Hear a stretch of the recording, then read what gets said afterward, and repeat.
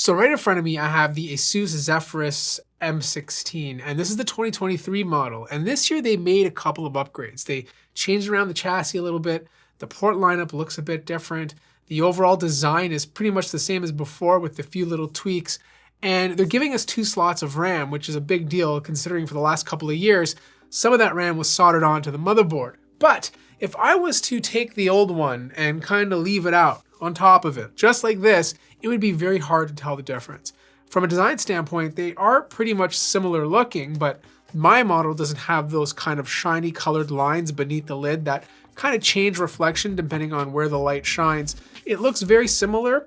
In fact, the only other major difference is the back over here. There's now a little gap at the back, and this has your lights between the gap and the body of the laptop so you can see them shine. And then of course, with this new model, you have the Zephyrus wording at the back, whereas with the previous one, it was just all vents and then you had your lights baked into it. The weight is very similar to the previous model. It's still 4.63 pounds, but they did do one thing that I'm not too happy about. They took away the RJ45 jack. It used to be right here on the left-hand side.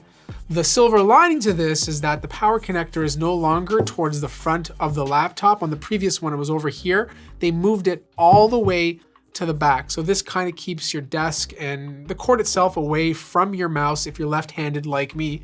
You still have a Type-C port. This one is Thunderbolt 4, HDMI 2.1, USB-A. You have your combo audio jack. And then on the right-hand side, you have your Noble Lock at the back over here. Another USB-A port, another Type-C port, which is also your display out if you want to connect directly to the GPU.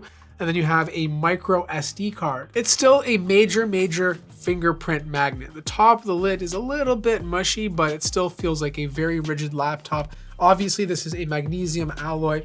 You can easily open it up with one hand, and just like the previous one, it still goes back 180 degrees. Once you open it up, it literally looks exactly the same as the previous model. The keyboard experience is identical. Like, I absolutely love this keyboard from ASUS. Not only is it fantastic for productivity, but it's also a really good gaming keyboard. There's still 4 speakers. You have 2 woofers and 2 tweeters on this laptop, so the sound quality from this guy is really good. NVIDIA's coming out strong this year. They're adding in an extra sticker. Like, who do these guys think they are? But you still have a massive touchpad on the bottom. It's glass, it's not a haptic touchpad, and it feels very good to use. And I will say this again, the vents going into the display have not been a problem in the past 3 years, and I don't foresee it being a problem on the new 2023 M16 either. The other update is the display. You can actually get this laptop with a mini LED display if you buy the 4080 or 4090 model, but this one's the 4070, so I have an IPS display, but it is a bit of an upgrade compared to the previous one. Not only is it a bit brighter, it's also 240 Hertz instead of 165. Now, quite frankly, whether you go 165 or 240 for a 4070, it really doesn't make that much of a difference, but it is a bit of an upgrade compared to the previous year. The 2023 M16 had its camera upgraded from 720p to 1080p. You guys let me know how it looks, and more importantly, how the microphones sound. I do like the fact that there's a lot of rigidity in the keyboard, even though it kind of goes upwards to support ASUS's Ergo hinge, which obviously helps with airflow, but the big upgrade is always performance. That's what year over year is truly when you buy a brand new laptop. Like, this model here has an i9-13900H paired with an RTX 4070 that runs up to 140 watts. You have 16 gigabytes of DDR5 RAM, the 16-inch 16x10 IPS display, and then you have a 1 terabyte NVMe SSD. Now look, I compared it to the previous laptop, and quite frankly, I'm kind of disappointed in the CPU performance. There's really not that much of a difference compared to last year's i9-12900H in the M16 compared to this year's 13900H. In fact, a lot of these tests I ran the previous year was beating this laptop out. Now granted, the 2022 model I have here does have 32 gigabytes of RAM instead of 16, so that's obviously helping,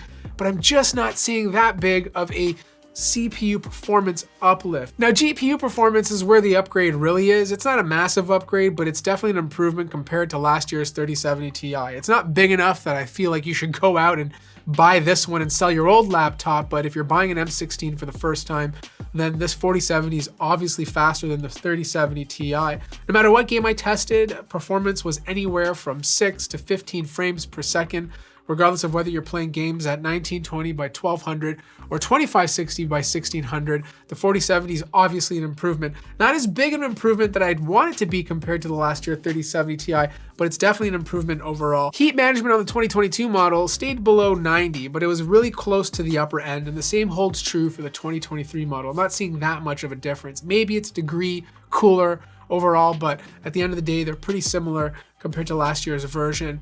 Even the average core clock speeds are very similar. And again, we're using two different processors over here. I was expecting this 13900H to offer a bit better performance, but it's so similar to last year's CPU that it's honestly negligible. Fan noise is better though, and I think that's the area or the reason why we're seeing very similar CPU performance. I think ASUS wants the user to have a slightly quieter experience. I do find the fans, even on turbo mode, tend to not get as loud as the 2022 model, where things just sounded really, really crazy. Now, before we take a peek inside, if you don't remember, on last year's model, the pads on the bottom were just your standard black pads to keep the laptop raised to allow for better airflow.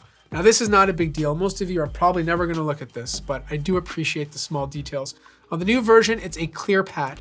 And inside of that clear pad, you have these little diagonal slits, and then when the light shines through, you can see them pop out. Also, the pad itself has words embedded into it. It says, "For those who dare." Again, not a big deal, but I do appreciate minor things that just, make the laptop feel better. Once you open it up, this is the biggest upgrade. Even though this laptop looks the same as the 2022 model, the chassis is so much better. You have a lot more copper, you now have 3 fans, and because there's 3 fans and more copper, they can run the fans at a lower RPM, which means you don't get as loud a fan noise compared to last year's version. And obviously they've done this by keeping the temps the same and obviously the core clock speeds. There's 2 slots for drives, one of them is populated over here, but you do have a second slot right above the swappable Wi-Fi 6E card.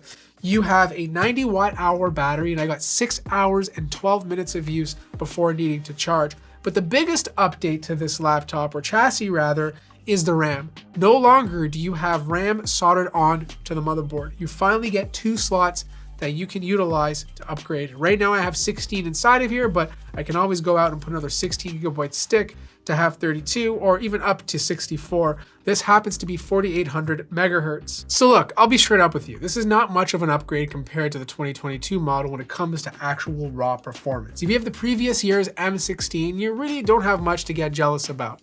But if you're coming at this and you're buying an M16 for the first time, this chassis is so much better than the previous year, even though it's not a massive performance upgrade from the 2022 model. Now, my suggestion to you, as long as you don't care about having some of the RAM soldered onto the motherboard, is see if you can find a really good deal on last year's model. I think that makes the most sense. But if you're looking at the new M16, I'd probably go for the 4070 just because I feel like if you buy a 4090 or a 4080, you're not going to get a true 4090 performance. And I feel like the 4070 is probably the sweet spot for this laptop. Anyways, if you have any more questions, let me know in the comment section down below. Like the video if you liked it, subscribe if you haven't already, and I'll see you guys in the next one.